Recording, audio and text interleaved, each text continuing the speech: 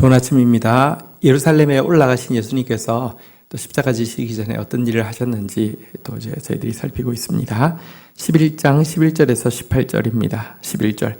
예수께서 예루살렘에 이르러 성전에 들어가사 모든 것을 둘러보시고 때가 이미 저물매 12 제자를 데리고 베다니로 나아가시니라. 예루살렘에 이르신 예수님은 성전의 모든 것을 둘러보셨습니다. 성전이 얼마나 비성경적으로 운영되어지고 있고 성전이 얼마나 더럽혀졌는지를 다 둘러보셨습니다. 하지만 바로 행동하지 않으시고 12 제자를 데리고 베다니로 물러가셨습니다. 베다니는 나사로와 마리아, 마르다 그 남매가 살고 있는 곳이고요. 예수님은 예루살렘에 올라오실 때마다 이들의 가정에 머무셨음을 우리는 알고 있습니다. 참으로 그들은 예수님이 편안하게 쉴 수 있는 그런 가정이었습니다. 그럴 수 있었던 것은 그들이 가장 겸손했기 때문일 것이고요. 또 어쩌면 그들이 가장 많이 상처받았던 사람들이기 때문에 예수님이 또 그들에게 찾아가셨을 것입니다. 젊은 남매가 있는데 부모님에 대한 언급이 없다는 것은 아마도 그들의 부모가 일찍 이렇게 돌아가셨음을 알 수 있습니다. 어쨌든 이 베다니로 물러가셨는데요. 우리는 이런 생각을 합니다. 여러 가지 어떤 문제가 있을 때 하나님의 침묵 앞에서 하나님이 아무것도 보지 않고 있다라고 생각하는 경향이 있습니다. 혹은 보고도 무심하게 방치하는 무책임한 하나님이라고 생각하는 경우도 있습니다.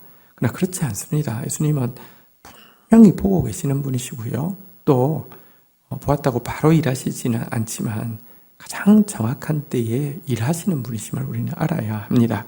이어지는 내용 한번 볼까요? 12절. 이튿날 그들이 베다니에서 나왔을 때 예수께서 시장하신지라. 13절. 멀리서 잎사귀 있는 한 무화과 나무를 보시고 혹 그 나무에 무엇이 있을까 하여 가셨더니 가서 보신즉 잎사귀 외에는 아무것도 없더라. 이는 무화과 때가 아님이라. 14절. 예수께서 나무에게 말씀하여 이르시되 이제부터 영원토록 사람이 내게서 열매를 따먹지 못하리라 하시니 제자들이 이를 듣더라.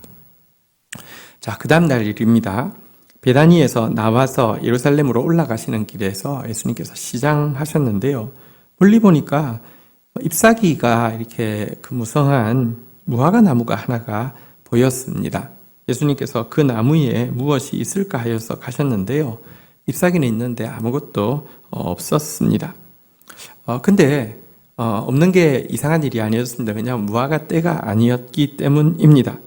무화과는 6월경에 첫 열매가 나고 8월이 되어야지 제대로 된 추수를 하는데요. 이때까지 유월절을 앞두고 있으니까 우리로 치면 4월경이니까 열매가 없는 것이 너무 당연한 것 아닙니까? 그런데도 예수님은 나무에게 저주하셨죠. 이제부터 영원토록 사람이 내게서 열매를 다 먹지 못하리라 이렇게 말씀하셨습니다. 이것은 어떻게 된 일입니까? 사실은 이 두 가지 의미를 가지고 있습니다. 첫 번째, 무화과는 여러분 이제 열매가 맺힌 후에 잎이 무성해지는 나무입니다. 무화과는 꽃이 피지 않잖아요, 그죠? 그래서 이제 열매와 잎이 이렇게 같이 이렇게 되는데요. 좀 이것은 잎은 무성한데 열매가 없었습니다.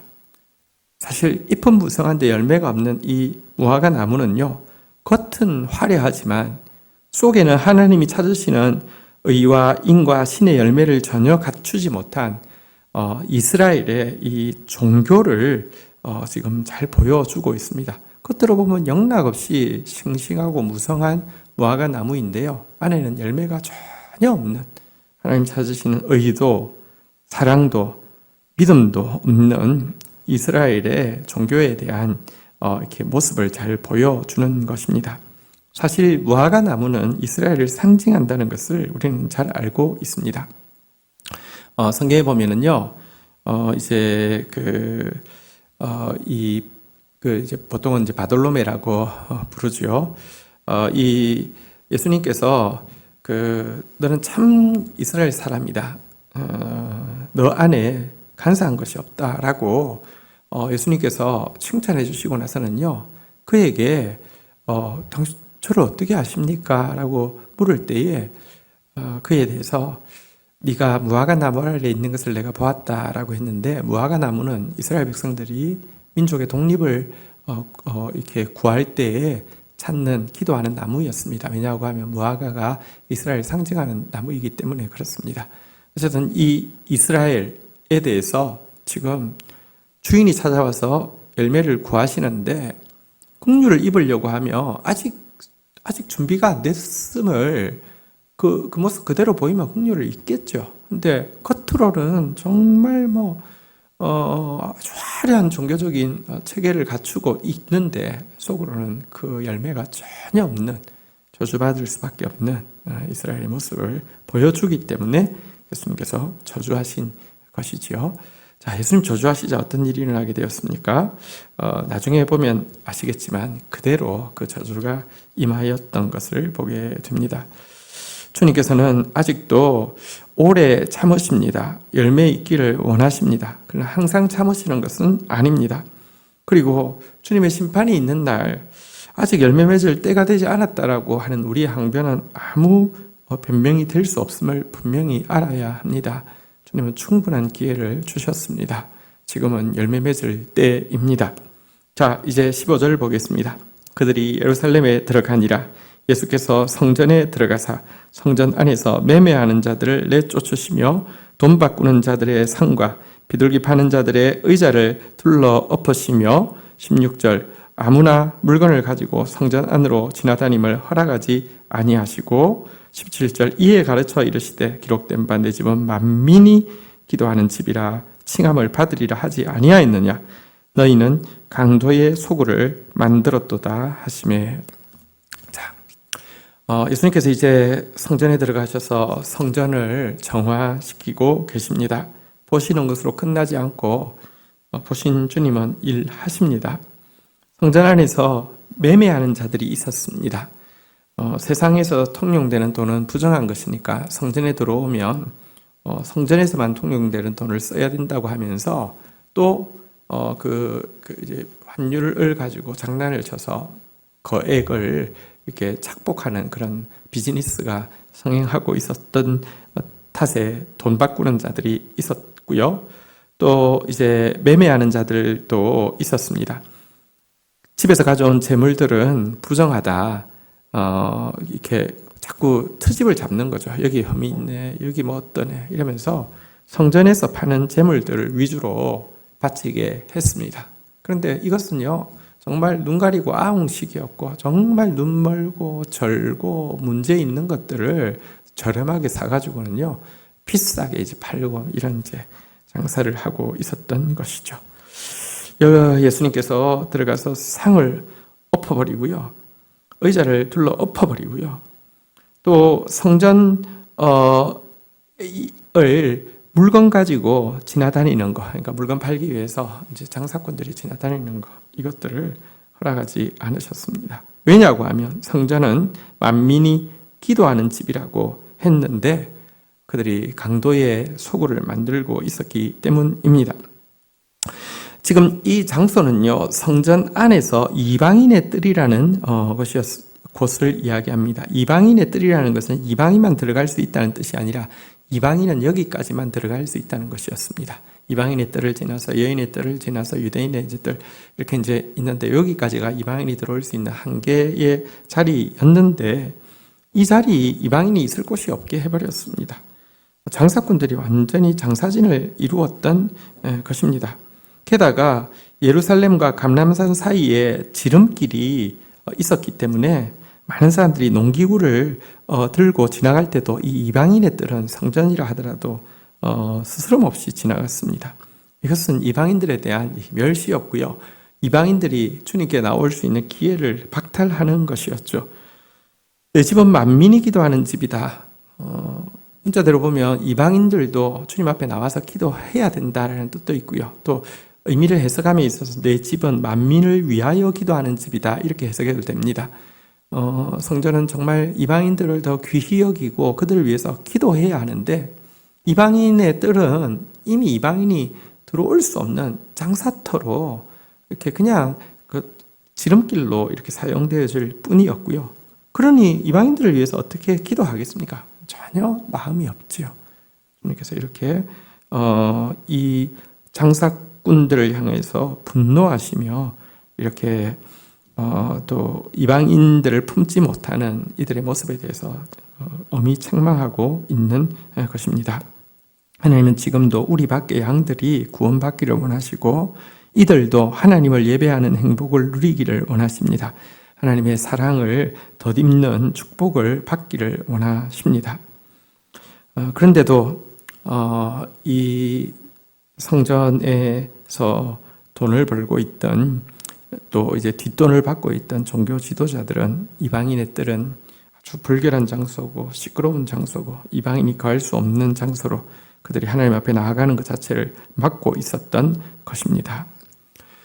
이어지는 내용 한번 보도록 하겠습니다.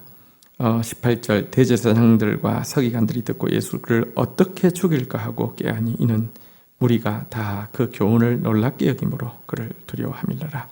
대제사장들 서기관들 이 가장 거룩한 척하면서 돈도 일반 돈이 통용되지 못하게 하고 재물도 가능하면 자기들이 파는 것만 통용되게 했지만 실은 정말 그 저주받은 무화과 나무처럼 겉은 화려한 복식을 갖추고 화려한 그 언행을 하면서 가장 종교적인 체하지만 뒤는 돈밖에 모르는 이렇게 탐욕으로 가득 차 있는 그들은 예수님께서 성전을 성전으로 정화시키자 함께 힘을 모아서 죽이려고 하고 있습니다. 사실 대제사장과 서기관은 정말 어떤 의미에서 철천지 원수지간이지요. 대제사장은 로마의 권력층에 빌붙어서 관직을 얻는 헤롯 땅이라고 이야기하고요. 서기관들은 이제 이 바리새파에서 이제 출세한 사람들이 올라가는 자리죠. 헤롯 땅, 또 혹은 또 사두개인이라고도 이야기하고 이쪽은 현실에 타협을 하는 것이라고 하면 바리새파는 좀 더 원칙에 치중하는 무리였는데요. 상관없습니다. 똑같습니다. 돈 앞에서는 똑같았고요. 교만으로 똘똘 뭉쳐 있기에 예수님을 죽이려고 하고 있습니다. 영혼을 품어야 할 장소에 탐욕으로 외식으로 가득 채워진 이들은 왜 심판받을 수밖에 없는지를 스스로가 증명하고 있는 것입니다. 주신 말씀 붙잡고 기도하며 나가도록 하겠습니다. 주님 감사합니다. 주님 지금도 모든 것을 살피고 계시며 또 반드시 가장 공의롭게 심판하실 주님이심을 신뢰하며 오늘도 우리의 모든 형편사정 주님께 아뢰고 또 주님을 믿고 기다리는 저희들의 삶 되어지게 하여 주시기를 간절히 간구하고 소원합니다. 하나님, 겉은 정말 신앙적인 모습을 갖춘 것 같지만 속에서 하나님이 찾으시는 의도, 인도, 신도 없는 거짓된 신앙생활을 하지 않도록 주여 역사하여 주시기를 간절히 간구하고 소원합니다. 가장 거룩한 척하지만 속으로는 탐욕과 교만으로 똘똘 뭉쳐있는 오늘 대제사장들 서기관들의 모습이 저희들의 모습 되지 않도록 주님 은총을 베풀어 주시기를 간절히 간구하고 소원합니다. 특별히 이방인을 품고 우리 밖의 양을 품고 연약한 자들을 품어야 할 공간이 없는 우리의 이기심으로 똘똘 뭉쳐있는 자아로 똘똘 뭉쳐있는 마음을 깨트려 주시고 오늘도 뒤엎어 주셔서 정말 영혼들을 긍휼히 여기며 품을 수 있는 사람들로 설 수 있도록 은혜를 더하여 주옵소서. 예수 그리스도의 이름으로 기도 올립니다. 아멘.